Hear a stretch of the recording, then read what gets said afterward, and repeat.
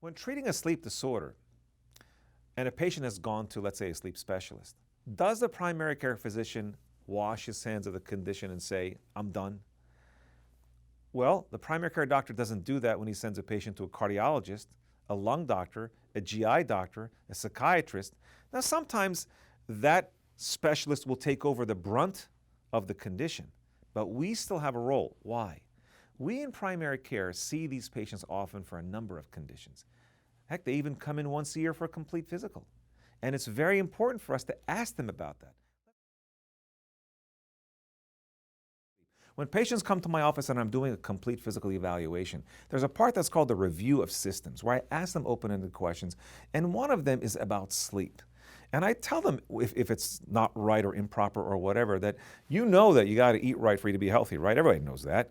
And you know that you need to get exercise, right? And everybody knows they need rest and relaxation. Everybody knows this.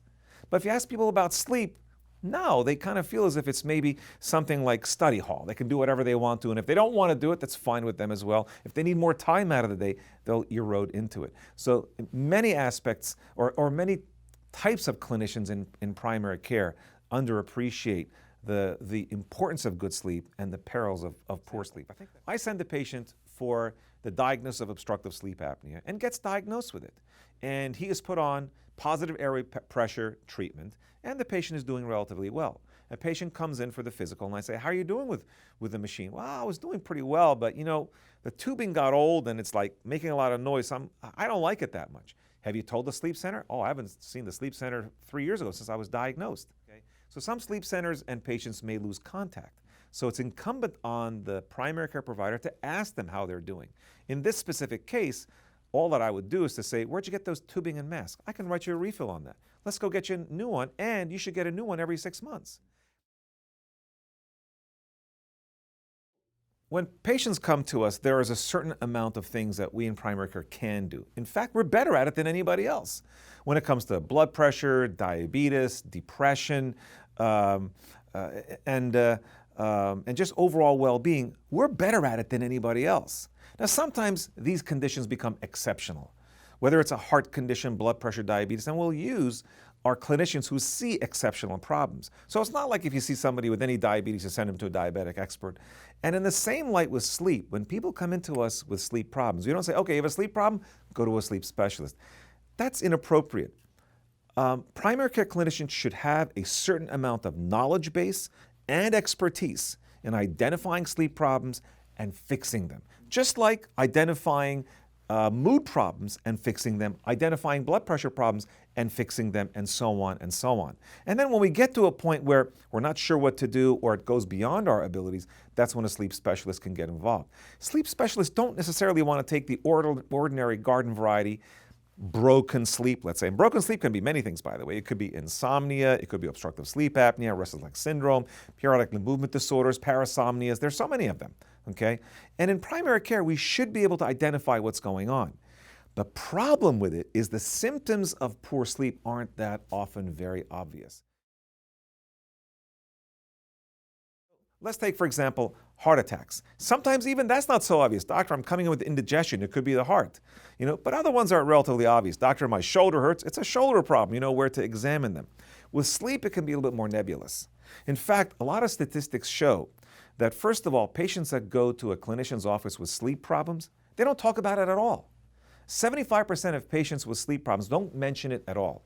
Another 20% may say something as a, by the way, their second, third, or last thing. I think I may have a sleep problem when the clinician's already done with everything.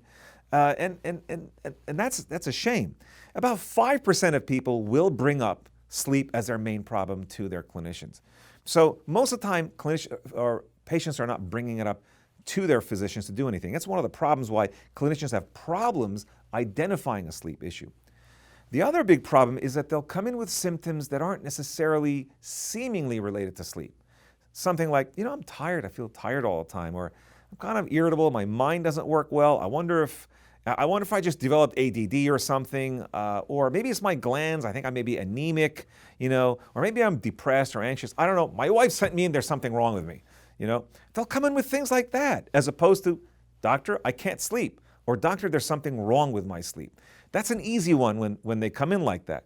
But Again, very similar to many other medical and psychiatric problems or psychological problems, patients often don't come in with symptoms that will specifically lead you to sleep. What I tell my colleagues is this. There are some easy ones. When somebody comes in saying, I'm tired, okay, see if you can understand whether that could be related to sleep or not simply by asking them this question. When you say you're tired, do you mean you're drowsy? You mean you're sleepy? Yeah, I could get some more sleep. As opposed to somebody who says tired and they say, no, it's not that. It's just that I don't have the energy. I feel as if, I go a little bit, then I have to rest. So tiredness can mean fatigue, lassitude, lack of stamina, but it may also mean a drowsiness kind of a feeling. So the first thing I say is look for the word tired. The other thing that I tell my colleagues to look for is things like I just don't feel well, I can't put my finger on it, I just, I'm irritable, and I don't know what's wrong with me. Things like that. Ask about sleep. But then you'll get into some maybe more specific problems where you have to ask about sleep. Like I have pain, I'm having shortness of breath. I don't feel like I'm sleeping very restfully, or whatever I have is interfering with my rest. I'm having bladder problems. I'm having abdominal problems. And for that matter, any kind of a problem, I'll ask my patient, is it interfering with your sleep? The last patient I saw today was a woman in her 40s who came to say to me, I'm having some numbness and tingling in my feet. And late at night, I feel like this weird sensation that's really upsetting to me in my legs, going all the way up my knees, and it gets worse and worse by the end of the night. And you know what? I just don't like the way that it feels. Does it interfere with your sleep? Oh yeah, it does interfere with my sleep. And that was a critical question because what we're leading to at this point is something like restless leg syndrome. So I tell my colleagues to obviously don't miss the obvious ones, the easy ones like I'm tired, but also look for sleep problems in a couple of other areas. The one other thing that I tell my colleagues to do is ask for sleep when patients come in for general medical examination. Doc, I'm here for my physical.